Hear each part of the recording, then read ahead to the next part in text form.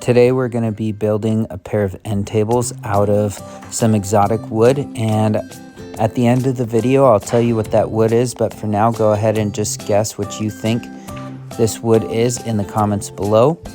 After doing all the millwork on the joiner and planer, we had 4 panels that we glued up for the tops and shelves, and then we also cut these legs here to be the exact same thickness and width and length.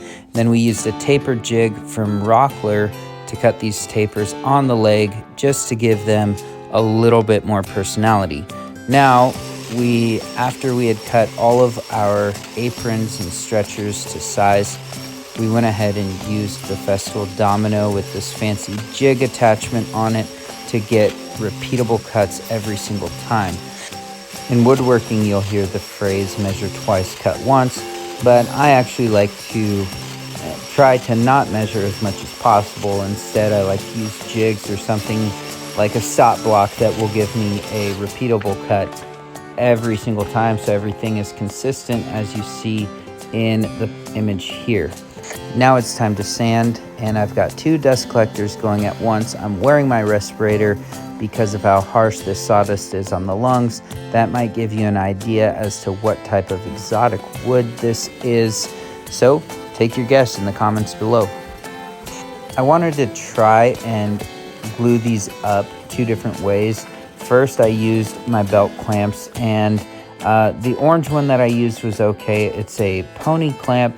The other one was some cheap piece of junk from Amazon. I ended up throwing it away, and I hated it. The second method that I used was a little bit more sophisticated.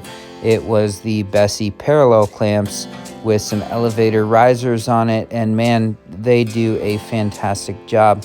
My son came into the shop, and yes, he does not like to wear shoes, but at least he was wearing a dust mask.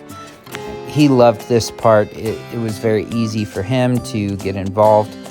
And then the next day, you'll see me here just sanding and cleaning it up and getting everything ready to go. Kenton's in the back working on a tabletop. That's something we do a lot. And his brother was in the shop today as well, helping us out, just trying to get these things done before Christmas. This is the first coat of Rubio Monocoat, which we absolutely love. And here we are just applying it. This would be the second coat, a new product to me, the Sheen Plus from Rubio Monocoat.